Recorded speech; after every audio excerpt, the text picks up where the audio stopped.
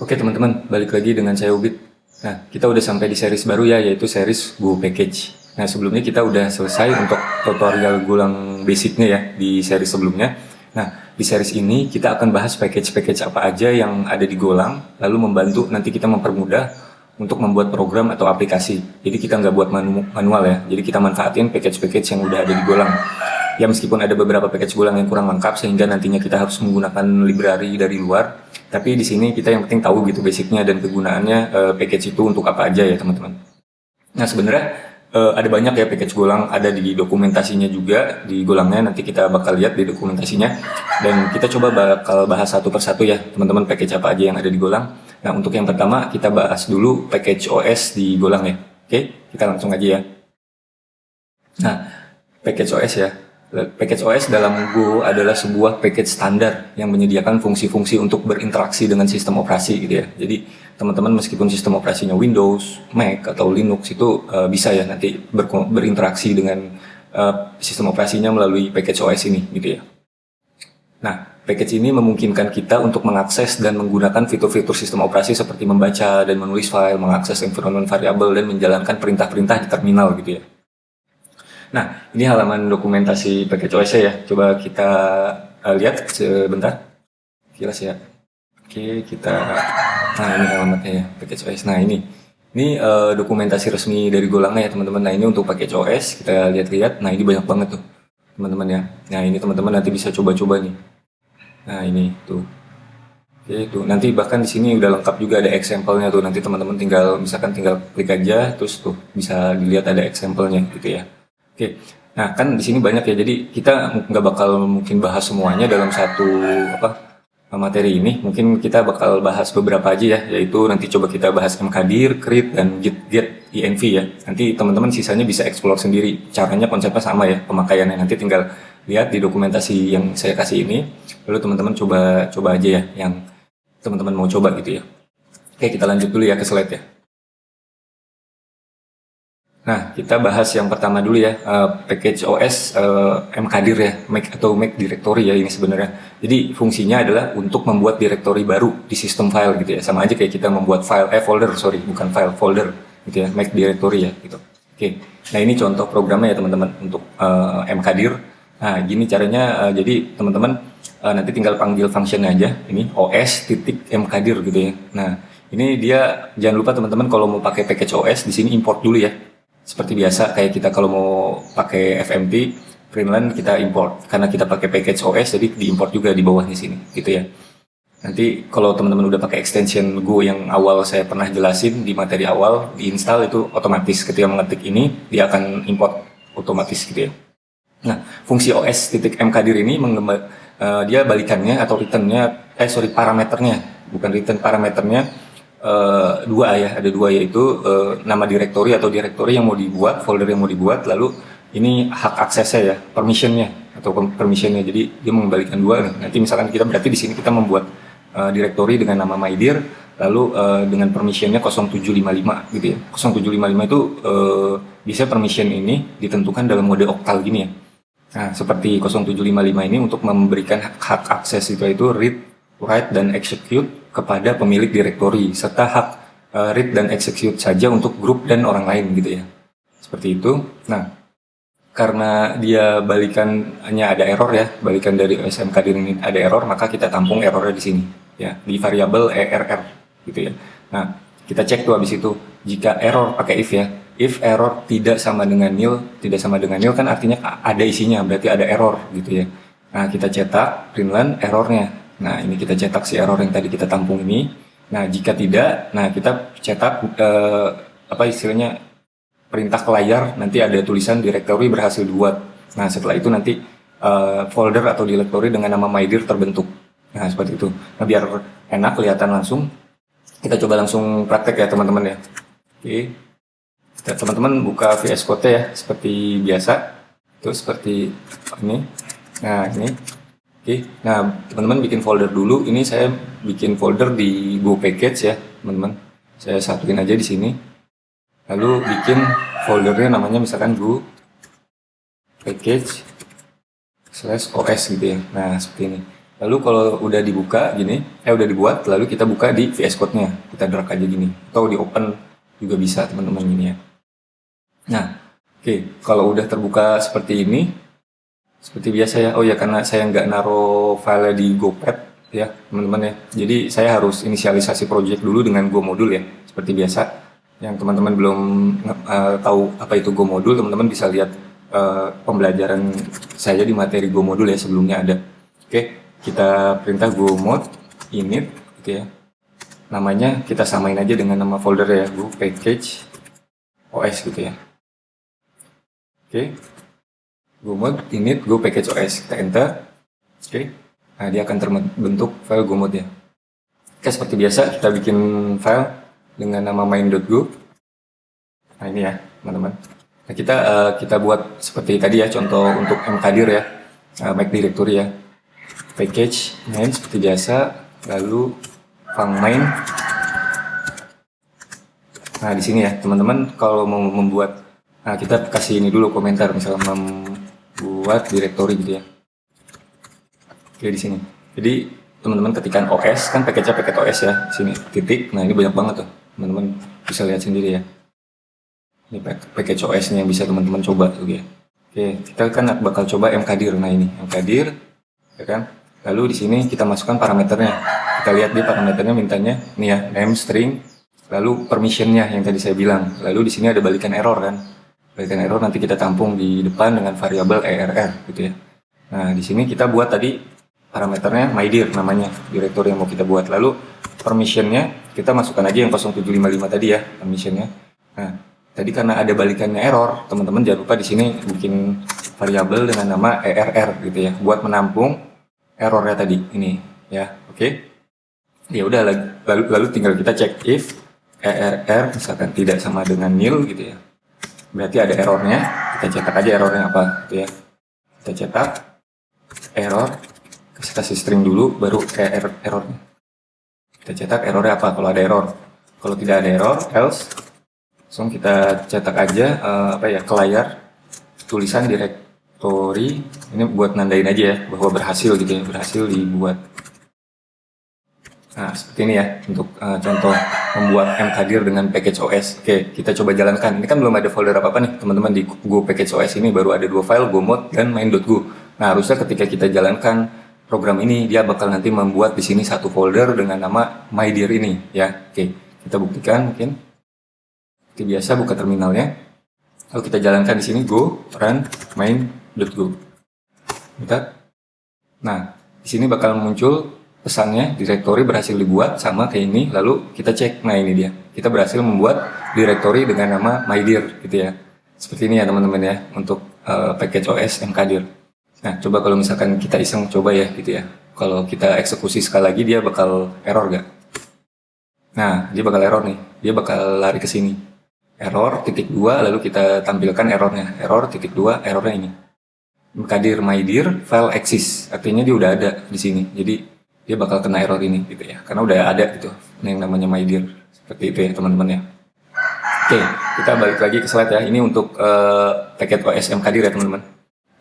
Oke, kita balik lagi. Nah, sekarang package OS yang kedua kita bahas itu package OS script ya. Nah, fungsi OS script ini digunakan untuk membuat file baru dengan nama yang ditentukan. Nah, kalau tadi folder, yang ini membuat file gitu ya.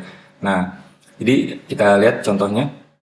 Nah, pada contoh kode program ini, package OS digunakan untuk membuat dan menulis file menggunakan create dan write string ya. Kita coba menggunakan 2 function ya, biar kelihatan. Kalau cuma membuat create filenya kan kurang ini ya. Jadi kita sekalian menulis ke file yang kita buat tadi gitu ya, biar sekalian gitu ya. Nah, di sini kita memanggil fungsi create untuk membuat file baru dengan nama file txt ini gitu ya. Nah, karena fungsi create ini mengembalikan 2 nilai gitu ya, yaitu filenya dan errornya, maka kita tampung nih ke dalam file dan error gitu ya. Nah, jika terjadi kesalahan nanti dalam pembuatan file maka akan mencetak error ke layar ya, jika terjadi kesalahan gitu ya. Nah, jika tidak nanti file txt-nya akan tercreate gitu ya. Nah, seperti itu. Jadi di sini fungsi return ini untuk menghentikan program ya, ketika nanti error dia bakal terhenti gitu ya. Nah, di verclose ini digunakan untuk menunda penutupan file setelah file selesai ditulis gitu ya. Ini buat mastiin aja bahwa file akan ditutup setelah selesai digunakan gitu ya. Oke. Nah, di sini nih fungsi write string nih. Nih digunakan untuk menulis string ke file. Jadi setelah kita membentuk filenya, kita akan menulis string ini ke file itu ya. Nah, seperti itu. Jadi fungsi ini sebenarnya mengembalikan dua nilai ya, yaitu jumlah byte yang berhasil ditulis gitu ya. Hasilnya dalam bentuk integer nanti angka, dan satu lagi mengembalikan error. Nah, karena kita nggak butuh nih yang byte ini, kita ignore dulu aja atau kita abaikan. Kalau teman-teman mau coba, ini isinya nanti hasilnya jumlah byte.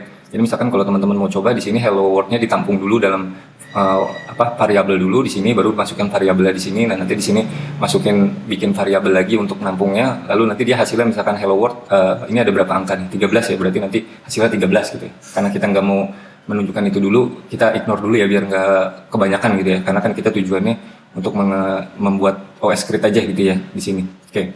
Nah, kan kita setelah itu kan kita cek jika seperti biasa ya, kalau ada error ya udah kita cetak errornya, tapi kalau nggak ada error ya udah kita tulisannya berhasil ditulis ke file, kita kasih perintah seperti itu ya.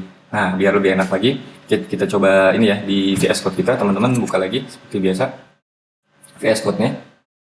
Nah, di sini aja kita di bawahnya ya. Habis ini kita buat di sini ya. Ini kita kasih keterangan dulu, membuat file dan menulis gitu ya ke file. Nah, seperti ini. Oke, kita buat ya OS. Nah, seperti biasa create. Nah, seperti ini ya. Nah, ini jangan lupa ya teman-teman, tadi di awal dipastikan paket OS ini udah diimport gitu ya. Lalu create, kita lihat ini dia memasukkan parameternya name string, lalu nanti balikannya OS file sama error gitu ya. Kita masukin di sini.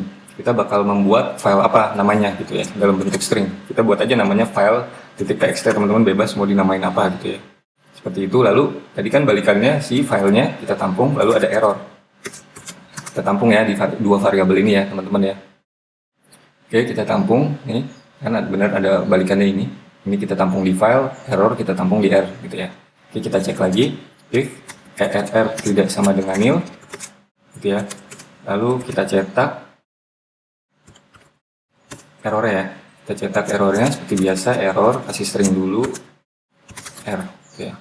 Oke, ini kalau nggak ada kalau error kita return aja biar dia programnya langsung berhenti, dan kita kasih diver aja ya tambahannya, biar file close buat matiin aja ya, close. Nah, gitu. Biar ke close gitu ya kalau udah selesai digunakan. Nah, di sini kita coba pakai ini tambahan ya, write string gitu ya, function tambahan ya. Nah, kita masukkan filenya. Ini kan tadi filenya udah ke create nih, si file ini. Nah, kita mau nulis ke file itu. Jadi kita masukkan variabelnya si file ini ya. Lalu kita masukkan functionnya write string ini. Nah, seperti ini ya. Kita masukkan write stringnya. Lalu di sini, nah ini parameternya adalah string. Apa yang mau kita masukkan ke situ gitu. Karena pendek kita masukkan di sini aja, nggak usah buat variabel ya. Kita bikin aja hello. Kalau panjang mungkin teman-teman bisa sambung di variabel dulu di atas, nanti variabelnya tinggal masukin sini gitu ya, sama aja.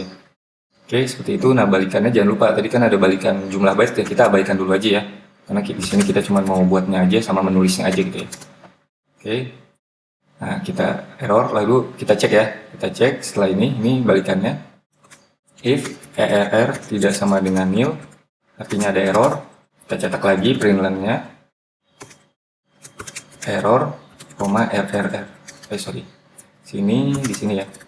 Nah, seperti ini. Lalu jika tidak ada, kita kasih pesan aja di sini ya, fmt.println tulisan misalkan ya berhasil ditulis ke file gitu ya. Nah, seperti ini ya teman-teman ya. Ya, kita coba eksekusi ya. Nanti ini kita komen dulu biar enak ya, biar gini ya, kita yang ini aja.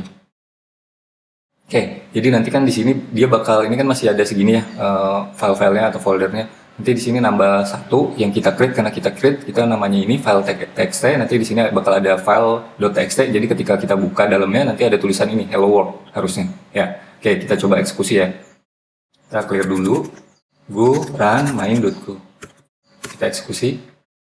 Nah, di sini ada pesan tulisan berhasil ditulis ke file. Di sini berarti berhasil ya. Kita cek ada nggak? Nah, ini dia file.txt sama kayak ini ya. Oke, kalau kita buka benar nggak dalamnya hello world? Nah, benar. Kita menulis hello world ke file tersebut, gitu ya. Jadi fungsinya ini membuat dulu, lalu ini menulis ke filenya string ini, gitu ya. Oke, ini ya teman-teman ya untuk contoh yang OS create ya.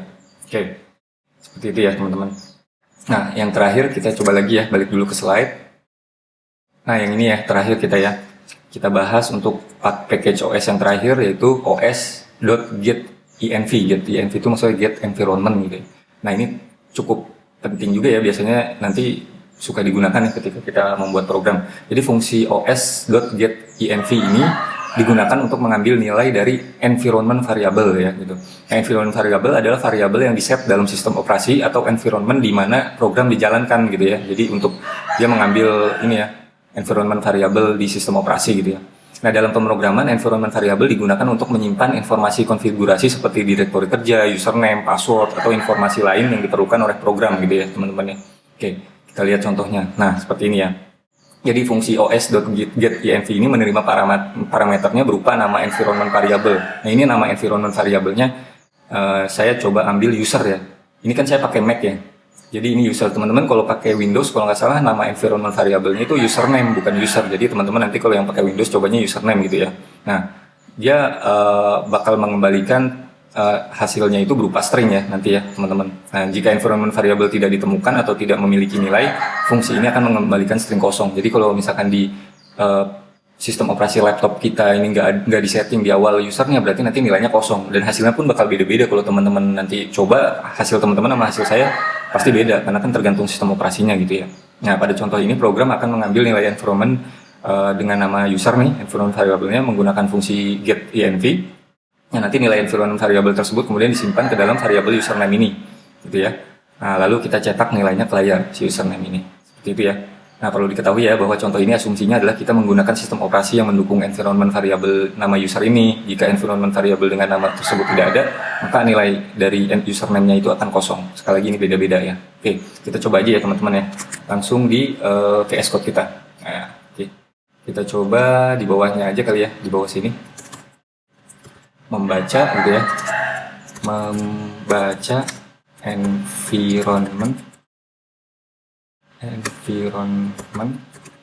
variable gitu ya.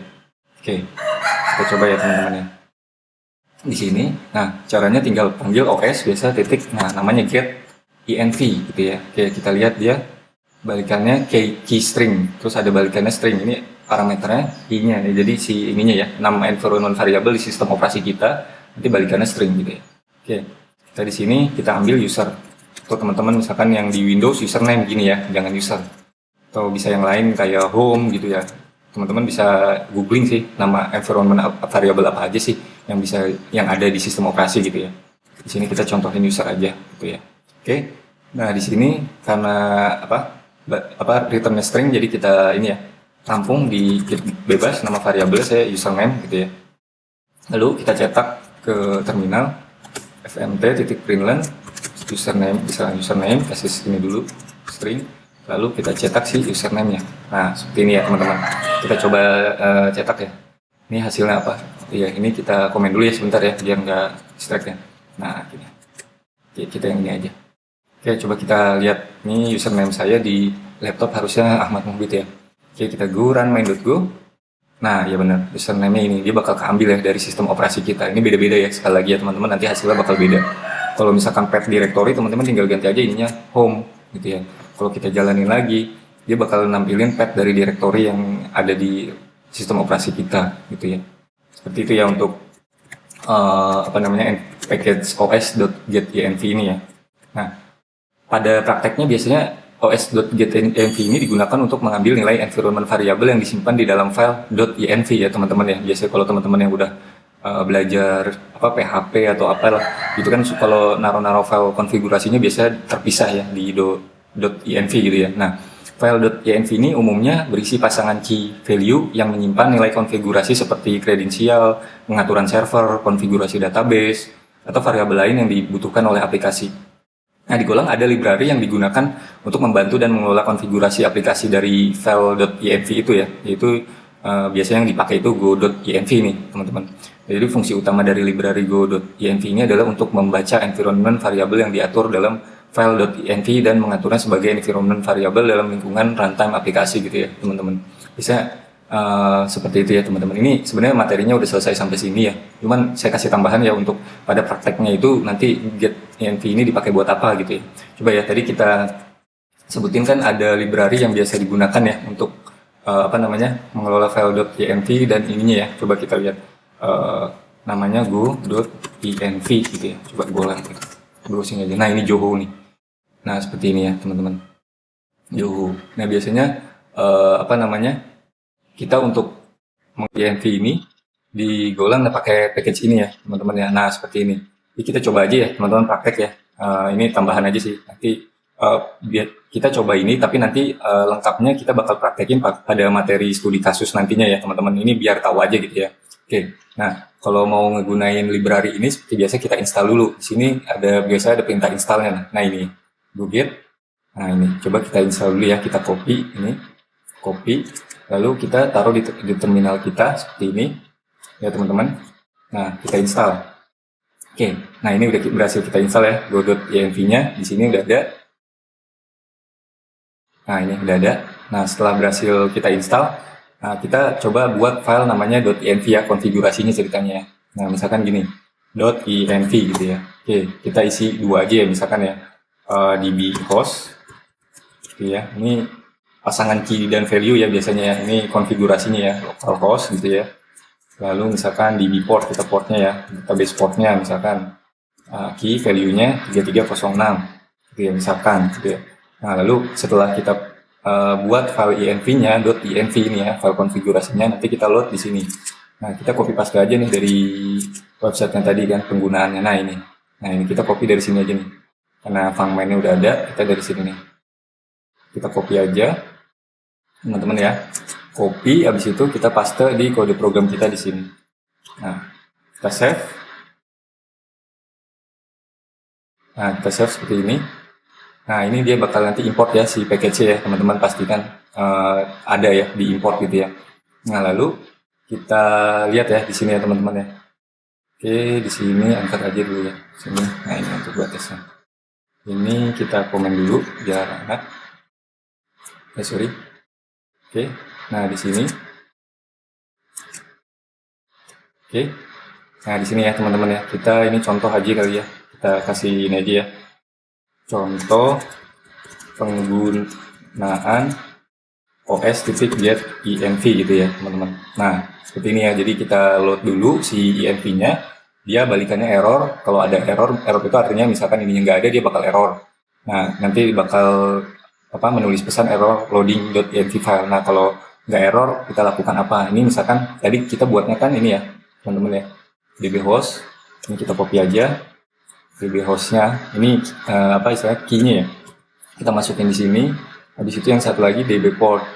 Nah, seperti ini.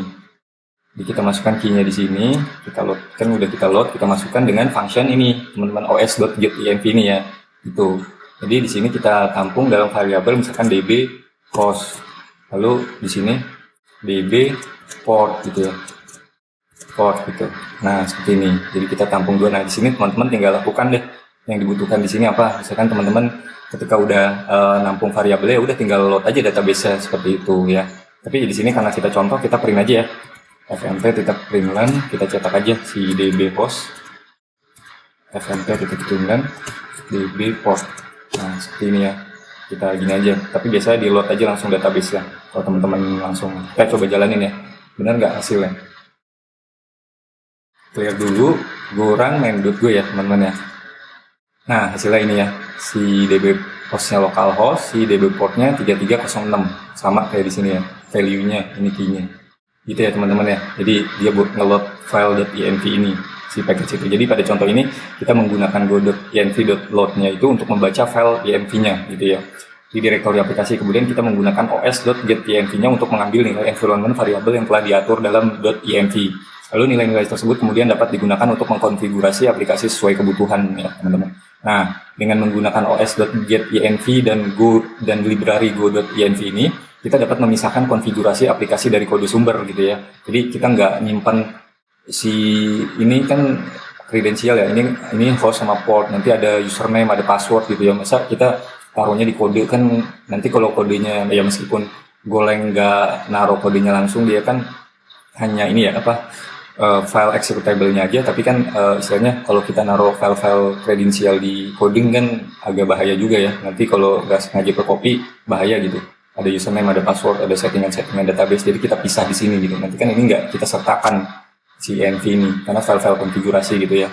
Nah, jadi membuatnya lebih fleksibel dan menghindari penulisan konfigurasi langsung dalam kode gitu ya, yang mungkin beresiko dan sulit untuk diubah. Nah, jadi keuntungannya lagi juga gampang diubah kalau kita mau ngubah-ngubah, misalkan nama database beda, localhost beda, password beda, ya kita tinggal ubah di settingan sininya, nggak perlu buka-buka kodenya semua gitu ya, cari-cari gimana ini settingannya, seperti itu ya teman-teman ya, fungsinya ya biasanya ya.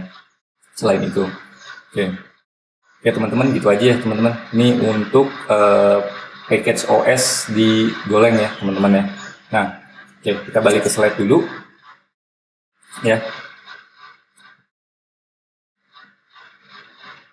Nah, udah ya, tadi ini udah kita contohin. Nah, sebenarnya cukup package OS ini masih banyak ya teman-teman. Nanti teman-teman bisa explore sendiri ya, seperti yang tadi udah saya kasih di ininya. Nah, ini coba teman-teman cobain ya. Mungkin teman-teman mau nyoba yang lain, ini juga ada example-nya udah banyak, udah jelas nih ya. Jadi tinggal teman-teman cobain aja. Saya hanya contohin 3 aja biar videonya gak kepanjangan juga, tapi intinya konsepnya sama aja ya, cara cobanya gitu ya teman-teman. Oke. Nah, udah selesai ya teman-teman ya. Terima kasih teman-teman yang udah menonton video ini. Nanti abis ini juga bakal ada materi package OS yang lain ya teman-teman. Pastikan teman-teman pantengin di channel saya ya teman-teman. Oke, terima kasih teman-teman yang sudah menonton.